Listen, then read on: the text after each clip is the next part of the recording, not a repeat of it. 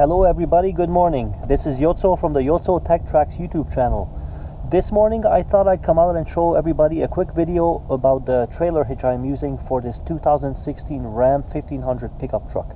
Once again, as mentioned in previous videos, this is a buildup of a factory specification crew cab, 4-door, 4-wheel drive V8 pickup truck. It's a 1500 half-ton, and this will be primarily used as a daily driver slash camping, adventure, overlanding vehicle, ready to take the family on trips anytime, anywhere, pretty much. Basically, this vehicle came without a factory trailer towing package, so it does not have a trailer brake controller, which I will have to add in the upcoming weeks or months, depending on the weather. What I did go with was a Curt Class 3 hitch on the back. From Mopar, the factory hitch is a very small but sturdy, basically piece of metal. It's a Class 3 hitch as well, but it mounts underneath the truck. I'm not sure if you can see or not, to the factory cross member, this one. However, this Class 3 Curt hitch goes a little bit extra as far as the mounting locations. It mounts with 6 large nuts and bolts per the frame rail, and it also ties into this cross member. So to strengthen and tie everything together in the back, it's essentially another bolt-on cross member. It is rated for about, actually exactly 6,000 pounds of trailer with a 600-pound cargo with conventional towing, but if you're using a weight distribution hitch, those numbers increase to 1,000 pounds for the tongue weight and 10,000 pounds for the combined weight of the trailer. However, this vehicle is equipped with the 3:55 axle ratio. So going by the specifications on the website, this vehicle only has about 8,640 pounds capacity as far as the towing goes. It does not have the 392 axle ratio, which I would prefer, but as I mentioned again in previous videos, I did not buy this vehicle new. I'm the second owner, so it is what it is. For my needs, I don't need anything more heavy duty, so this will provide plenty of capacity. By the way, this hitch has been on here for about 2 years, a year and a half, 2 years, so once again, Canadian winters are taking its toll on it, but it will get repainted very soon. It's just surface rust that's appearing, but this thing is so heavy duty, those things are just cosmetic, it's nothing structural. This is basically one of 2 designs of trailer hitches that come with this vehicle. The first one is, as I mentioned, the factory Mopar one, which is a very small piece of metal that clamps on right to the middle, and it also utilizes the bumper for a third support hole. A giant bolt goes through here, which I do not have the bumper pull, but it mounts with 1 hole in the bumper and 2 of them that are mounted again with the factory cross member. However, this Curt, the reason I went with it, because I am going to be using a very small weight distribution hitch, and I do have accessories on the back. In previous videos I've mentioned my spare tire I've relocated here with a swing out hitch carrier from Wilco Off-Road, as well as an auxiliary fuel tank from Titan Fuel Tanks. I believe this is the Titan Trail Trekker 2.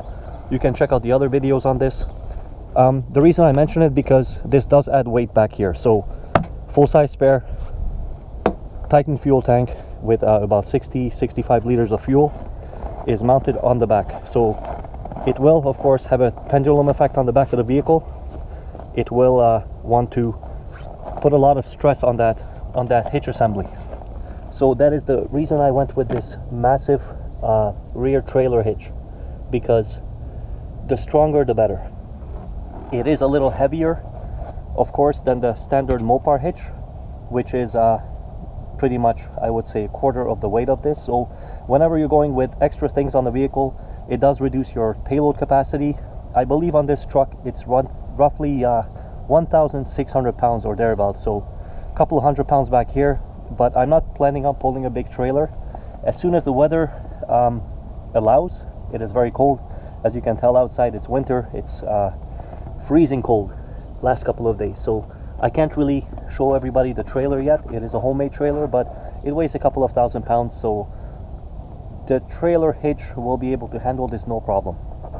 As a side note, This Wilco off-road hitch carrier does reduce your total trailer hitch capacity to about 7,500 pounds, but for me that's not a problem because the trailer only weighs a couple of thousand pounds, so 10-15% of that for the tongue weight will not even be maxing this out at all, which you should never do. Anybody who's educated or giving sound advice will tell you not to max out the vehicle no matter what it is. If you need more capacity, you need to upgrade the truck, but I don't. That's why this suits my needs perfectly.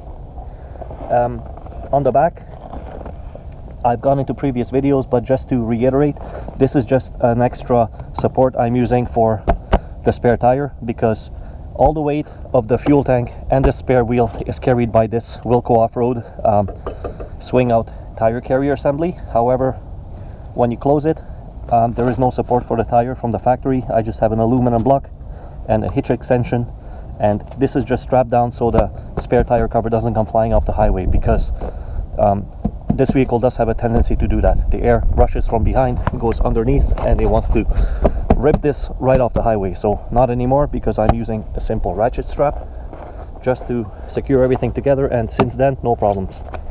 I did have to relocate my license plate regarding legalities, because this is something permanent I'm using back here, and I don't want to get in trouble by the law because my license plate is not visible. As you can see, it is fully visible in the back, so this is out in the open. This is my backup camera I'm using, and I'm just using a standard 10-inch tablet for the screen. On the other side,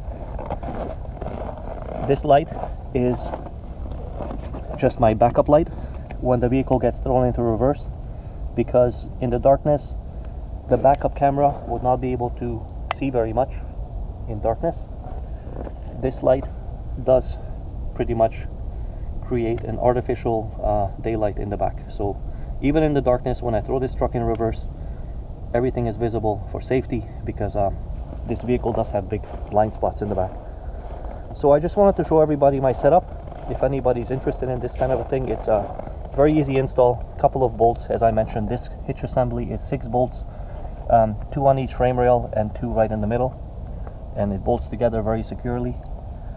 It doesn't stick out past the bumper, as you can tell, pretty much exactly at the length of the bumper. So if you're not using any accessories, this will not make the vehicle any longer. As far as ground clearance, it is just underneath the bumper. So if it's a 2-inch receiver, as you can see, maybe it sticks down 3-4 inches, which is not much. It's a nice addition to the towing requirements. Nothing excess.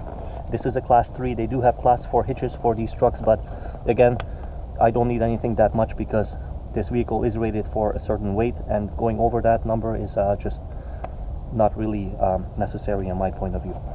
Well, thank you for watching. I hope you learned something, and I hope you like these videos. Once again, this is Yotso from the Yotso Tech Tracks YouTube channel. Give it a thumbs up if you like it. Let me know anything in the comments. I'll be happy to answer questions.